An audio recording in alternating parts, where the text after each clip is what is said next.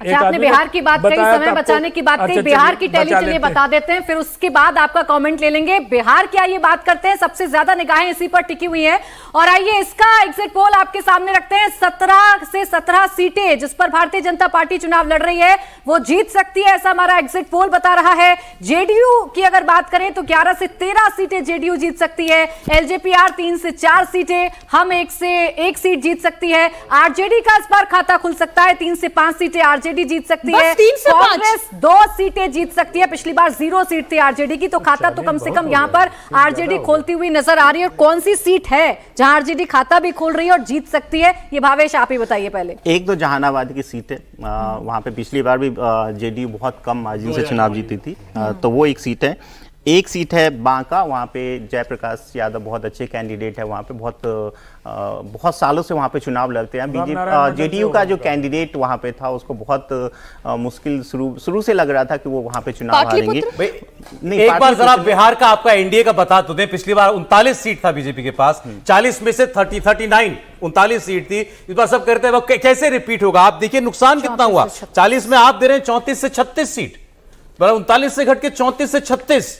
बिल्कुल, वहां पे बहुत ज्यादा जो आप हल्ला देख रहे हैं, इंडिपेंडेंट वगैरह जो बहुत ज्यादा खड़े हो गए, उसके वजह से देख रहे हैं कि बहुत ज्यादा डिबेट होने लगा, तो वो बहुत ज्यादा मुश्किल है नहीं वहां पे।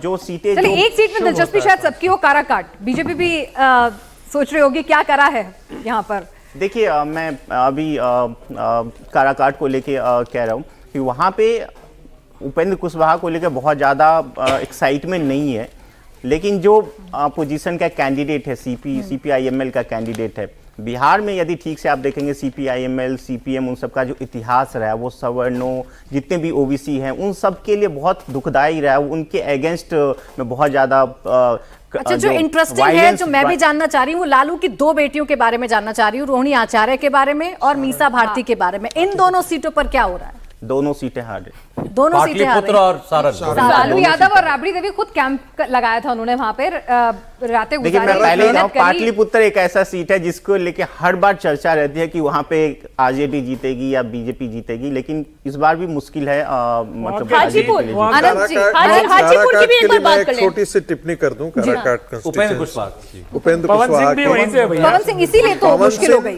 पवन सिंह को एक जाति विशेष का वहां पर वोट मिल रहा है, कंसोलिडेट कर रहा है, और थोड़ा सा यंग सवर्णों का वोट मिल रहा है।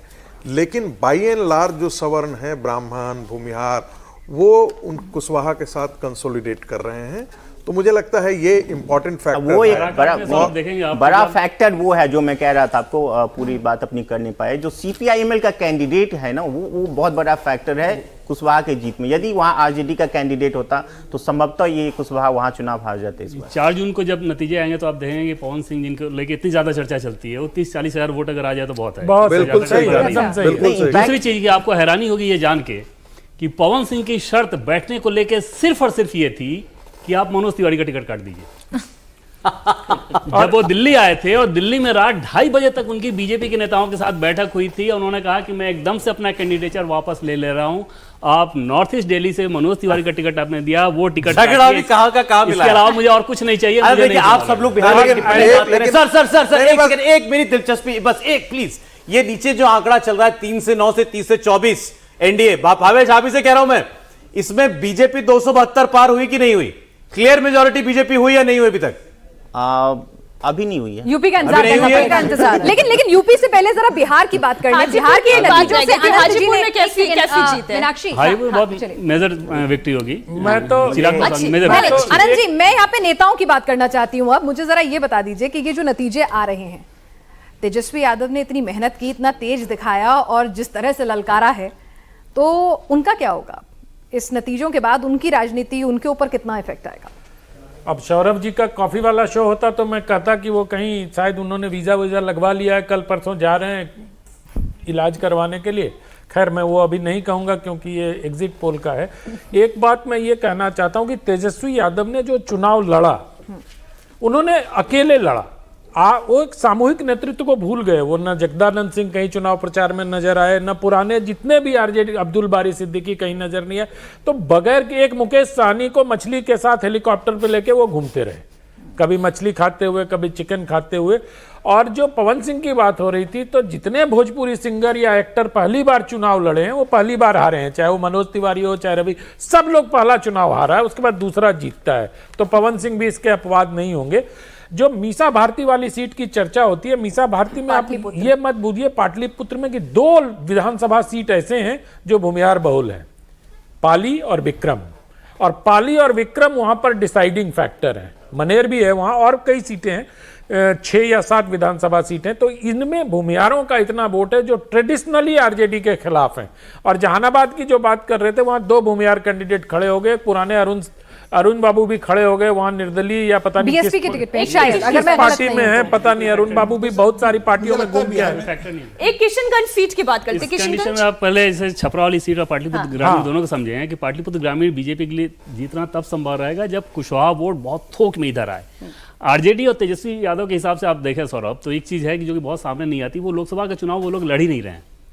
नजर है विधानसभा चुनाव में, जैसे 5-5 कुशवाहा को उम्मीदवार बनाना। मकसद ये है कि कुशवाहा कम्युनिटी में मैसेज दिया जाए ताकि विधानसभा चुनाव में हमको फायदा हो। निषाद को लेके जो मुकेश सहनी को उन्होंने अपने साथ रखा, कई सीटों पे, जैसे पूर्वी चंपारण की बात कर लें, निषादों ने जबरदस्त तरीके से आरजेडी गठबंधन के पक्ष में वोट किया है।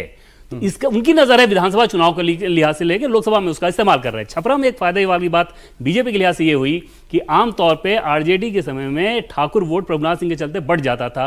अब प्रभुनाथ सिंह के बेटे बीजेपी के साथ हैं, तो राजीव प्रताप रूडी के लिए बहुत कंफर्टेबल सिचुएशन हो गई है, वहां पे रोनी हारेंगे। प्रोफेसर साहब आप कुछ कहा, एक सेकंड, वो मैंने उनकी बात रोक दी थी। लेकिन मैं फिर उसमें बोल रहा हूं कि वहां पर जो प्रभुनाथ सिंह वाला जो कह रहे हैं छपरा में, वहां राजपूतों का वोट कोई 2.5 लाख के आसपास है, लेकिन बाकी सवर्णों के साथ भी उनकी प्रतियोगिता होती है। अब वो वोट शिफ्ट कर रहे हैं या नहीं कर रहे हैं, भूमिहार जैसे रिएक्ट करता था, हाँ, इस बार जबरदस्त मैं उसी तरफ इशारा करना चाहता था। जो काराकाट में एक हुआ क्या है कि कोई भी राजपूत का बड़ा नेता आकर के कुशवाहा के पक्ष में प्रचार नहीं किया, जिसके बारे में जो लोकल इंचार्ज थे वो बार बार उनसे आकर के कह रहे थे कि आप प्रचार कीजिए।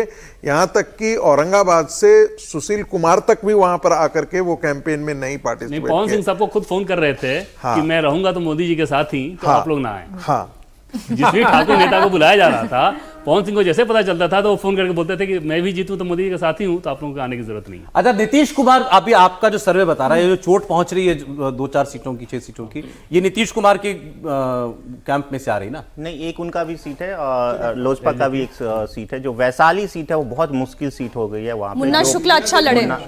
देखिए, एक्चुअली मुझे लग रहा है अभी भी कंफ्यूजन वहां पे, जब लास्ट राउंड तक आज वहां भी था, थोड़ा कंफ्यूजन वहां पे था भूमिहार वोटरों की वजह से कि इधर देख। जब मुन्ना शुक्ला से मेरी बात हुई थी तो उन्होंने यही कहा था कि हम थे इसलिए हमारा वोट जो है उधर था, अब हम इधर है तो हमारा वोट भी सारा इधर आएगा।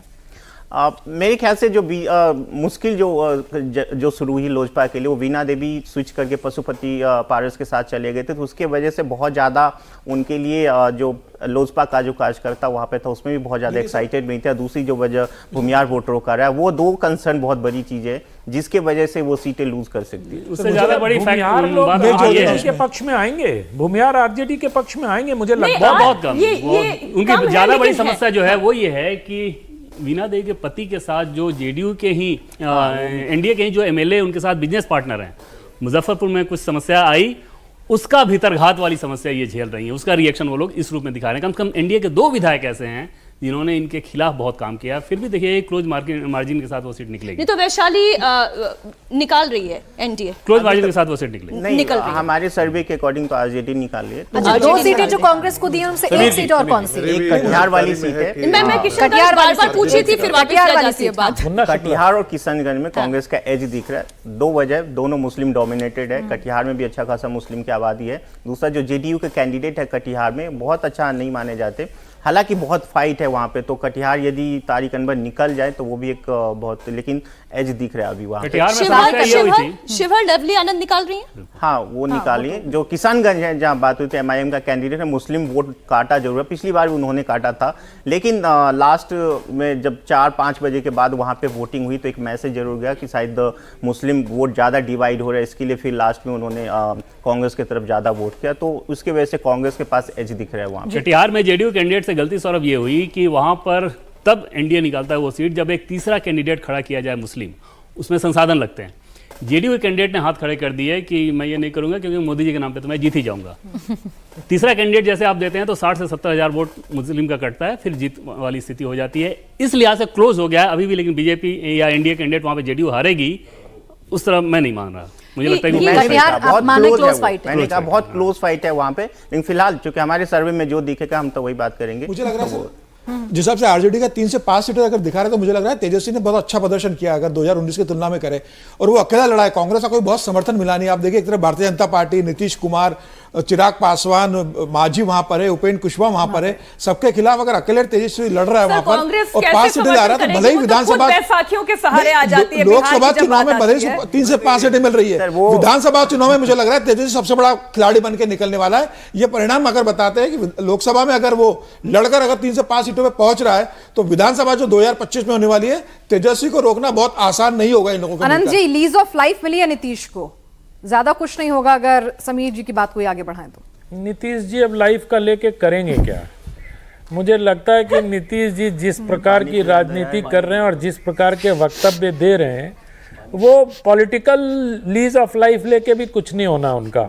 जो समीर जी कह रहे हैं कि तेजस्वी बहुत अच्छा करेंगे, कर सकते थे, तेजस्वी में संभावनाएं थी, लेकिन तेजस्वी जिस प्रकार से अपने पिता की लाइन पे चले गए ना, जिस प्रकार से वो सभी जातियों को साथ लेके पिछले विधानसभा चुनाव में लड़ रहे थे, इस बार उन्होंने फिर से अपना वो मुस्लिम यादव डोमिनेंस वाला, और पटना रैली को याद कीजिए जहां उन्होंने कहा कि मुरैठा बांध के लाठी में तेल पिला रहे हैं ना, तो वो लालू के दौर की याद दिलाते हैं वो। तो मुझे लगता नहीं है कि अगर, लेकिन उसमें एक ही है कि बीजेपी अगर अपने से लड़ती है बिहार में जी, बीजेपी अगर फिर नीतीश बाबू के कंधे पे सवार होना चाहती है तो मुझे लगता है तेजस्वी अच्छा करेंगे, उसको रोकना। बिहार का नतीजा बिल्कुल साफ है, एनडीए का स्वीप है, 32 से 34 से 36 सीट आ सकती है। अब जरा